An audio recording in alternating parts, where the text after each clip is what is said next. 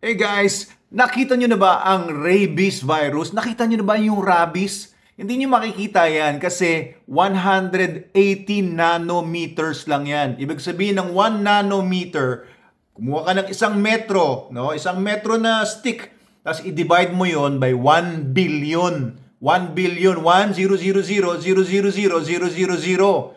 Tapos, i-multiply mo yon by 180, yun na ang size ng rabies virus. Kaya yung nagsasabi na nakakita daw sila ng rabies virus, pinatandok daw nila yung rabies virus sa albularyo or faith healer, tapos nakuha daw yung rabies, kitang-kita daw nila. Hindi po totoo yon. Okay, kapag nakita mo yung rabies virus, ay baka merong electron microscope yung mata mo. Baka meron kang superpower kagaya ni Superman, baka kita niya yan. Alam niyo ba kung gano'ng kalaki yung red blood cell? Di ba yung dugo natin, may mga red blood cells yan, kaya pula yung dugo natin.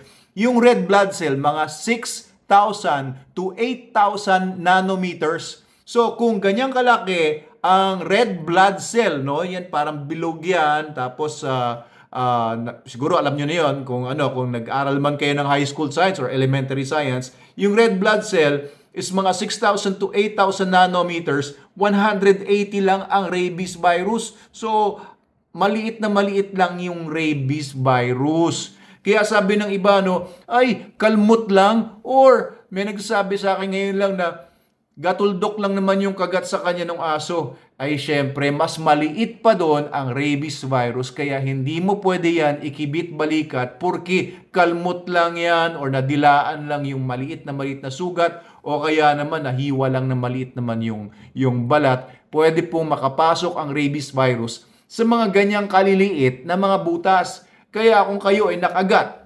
nadilaan ng aso or pusa, ibang warm-blooded animals na hindi nyo alam kung saan galing, kung may bakuna ba o wala, lalo na ay magpatingin na kayo sa Animal Bite Center or sa ospital para kayo ay mabigyan ng agad na injection ng doktor or ng nurse, no? Depende kung sinong mag-a-attend sa iyo doon.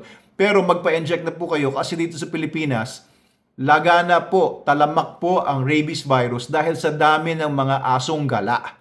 Karamihan ng mga transmission ng rabies papunta sa tao galing sa mga hayop ay galing sa mga asong gala. Konti lang sa pusa, konti lang minsan sa baboy, baka, meron din, pero karamihan galing sa asong gala. Kaya yung rabies-free Philippines natin ay nakasalalay yan kung maaalis ba talaga sa mga kalsada ang mga asong gala.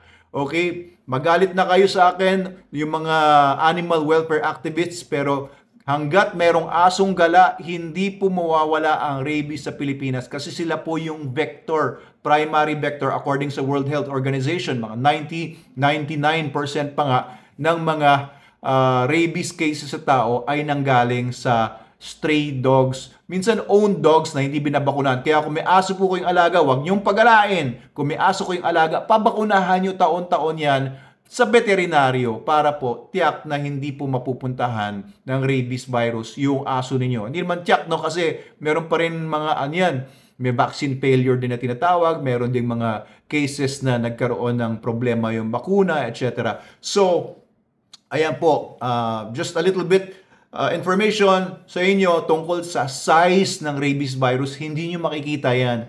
Kaya yung sinasabing tandok-tandok na hihigupin daw ng sungay yung rabies mula sa taong nakagat ng aso, hindi po totoo yun, hindi nakikita, hindi mahihila yan. Kung merong rabies man sa isang lugar, higupin man, may nakuwang dugo, may matitira at may matitira pa rin doon dahil sa liit na mga yan. At saka dumadalo yan sa nerves. Unless hinigup mo yung nerves at yung katas ng nerves ay hindi mo makukuha yung rabies virus dahil hindi yan dumadaloy sa dugo. Sila ay dumadaloy sa nerves. Kaya huwag kayo maniwala sa mga tandok-tandok. Magalit na kayo sa akin, no? Yung mga nagtitiwala sa mga tandok at kumikita dahil sa pagtatandok. Magalit na kayo sa akin pero nakasalalay kasi ang buhay ng mga tao kaya magsasalita po ako ng nalalaman ko ayon sa siyensya at sa pagsusuri ng veterinary medicine. Okay, Doc Abel Manalo po ito. Mabuhay po kayo. Maraming salamat sa panonood. Please follow and share our videos dito sa Manalo Group of Companies, Doc Abel Manalo Official. Additional, very important reminders, kung kayo ay nakagat or nadilaan ng pusa or aso or iba pang hayop, ay maghugas kayo kaagad at gumamit kayo ng sabon. No? May mga sabon na merong mga antibacterial properties kagaya ng Super Dog Soap o kahit yung Super Dog Soap natin na ginagamit sa mga aso. Gamitin niyo po yon para po magkaroon ng maliit na tsansa na kayo ay mapasukan nga ng rabies virus na yan. Sugasan nyo, tsaka tagalan nyo yung paghuhugas. Hindi lang isang hugasan lang, hindi lang isang minuto. As much as possible nga, 10-15 minutes, hugasan nyo na maigi yan, lalo na kung kayo ay nasugatan. Talagang gamitin nyo ng sabon, at saka pumunta na kaagad kayo, agad-agad, wag na kayo maghintay, wag nyo nang problemahin kung mamamatay ba yung aso o hindi. Pumunta kayo kaagad sa Animal Bite Center or sa ospital para magpa-injection at mabigyan kayo ng karapantalang lunas. Kung may mga tanong pa kayo, magkonsulta kayo sa human doctor kung human kayo. Okay, so ang aking profession ay ako'y veterinaryo, para sa mga hayop po ako. Okay, so ito pong mga usapin natin tungkol sa rabies ay napakahalaga, kaya nagbibigay tayo ng panahon tungkol dito. By the way, this video is brought to you by SDN, the best dog food in the multiverse, and Super Dog Soap. Ayan, maraming salamat po sa panonood ulit.